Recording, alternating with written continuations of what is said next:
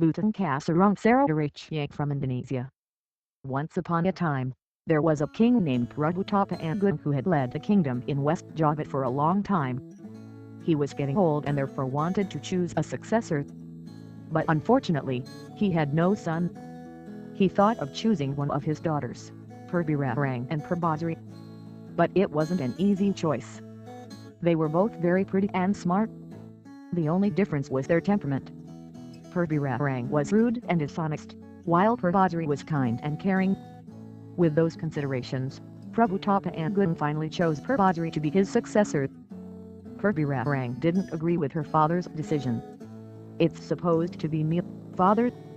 I'm the eldest daughter," Larang said. Larang smiled. "Larang, to be a queen takes more than age. There are many other qualities that one must possess," explained Larang wisely. "What does Purba have that I don't?" Larang pouted. "You'll find out when Purba has replaced me," Larang answered. After the discussion, Larang went back to her room. "Is there something wrong?" asked Indrajaya. Indrajaya is Larang's future husband. "I'm upset. Father chose Purba as his successor and not me. I have to do something," Larang said.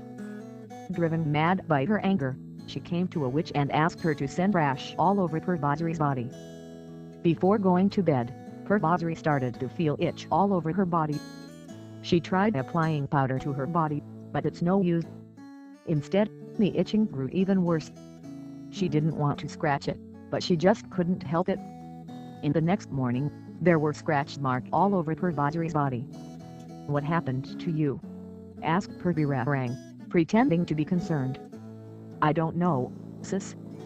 Last night, my body suddenly felt very itchy. I scratched and scratched, and this is what happened," Purba answered. Larang shook her head. "You must have done something really awful. You've been punished by the gods." That day, the whole kingdom was scandalized. "What have you done, Purba?" demanded Larang. Purba shook her head. "I didn't do anything that would upset the gods, father," she answered. "Then how can you explain what happened to your body?" Larang asked again. "If you don't confess, I'll banish you to the woods." Purba took a deep breath. "Like I said before, I didn't do anything wrong. And I'd rather be thrown into the woods than to confess to a deed I didn't commit." After a short discussion with his advisor, Larang ordered Purba to be moved to the woods. Purba was very sad, but she couldn't do anything to defy her father's order. She was accompanied to the woods by a messenger. He built a simple hut for Purba. After the messenger left, suddenly a black monkey came to Purba's hut. He carried a bunch of bananas. From behind him, some animals looked on. "Are the bananas for me?" Purba asked. The black monkey nodded, as if he understood what Purba said. Purba took the bananas with pleasure. She also said thanks. The other animals that were looking on also seemed to smile. "Are you willing to be my friend?" Purba asked them. All the animals nodded happily. Although she was living by herself in the woods, Purba never lacked of supplies. Every day, there were always animals bringing her fruits and fish to eat. A long time had passed since Purba was banished to the woods, but her body still itched. At some places, her skin was even ulcerating. "What am I supposed to do?" Purba sighed. The monkey who was sitting next to her stayed still. There were tears in his eyes. He hoped Purba would remain patient and strong. One night, on a full moon, the monkey took Purba to a valley. "There is a pond with hot spring water." The monkey suddenly spoke. "The water of this pond will heal your skin," he said. Purba was surprised. "You can't talk." "Who are you?" she asked.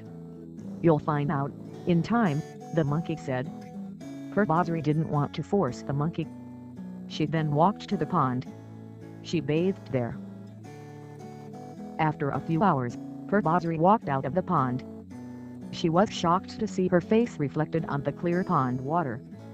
Her face was beautiful again, with smooth and clean skin. Purba observed her entire body. There were no traces of any skin ailments. "I'm cured! I'm cured!" Purba shouted in joy. She quickly offered thanks to the gods and also to the monkey. The news of Purba's condition quickly spread to the kingdom, irritating Larang. She then, accompanied by Indrajanya, go to the woods to see Purba. Purba asked if she would be allowed to go home. Larang said she would let Purba return to the palace if Purba's hair were longer than hers. Larang then let her hair down. It was so long, it almost touched the ground. But it turned out that Purba's hair was twice longer than Larang's hair. "Fine, so your hair is longer than mine," Larang admitted. "But there is one more condition you must fulfill. Do you have a future husband who is handsomer than mine?" said Larang as she walked toward Indrajanya. Purba felt miserable. She didn't have a future husband yet. So, without much thought, she pulled the black monkey beside her. Larang and Indrajanya burst out, but their laughter didn't last long. The monkey meditates and suddenly transformed into a very handsome young man, a lot more handsome than Indrajanya. "I'm a prince from a kingdom far away. I was cursed to be a monkey because of a mistake I committed. I could regain my true form only if there's a girl who would be willing to be my wife," said the young man. Finally, Larang gave up. She accepted Purba as the queen, and also confessed everything she had done. "Please forgive me. Please don't punish me," Larang said, asking for forgiveness. Instead of being angry, Purba smiled. "I forgive you, sis," she said.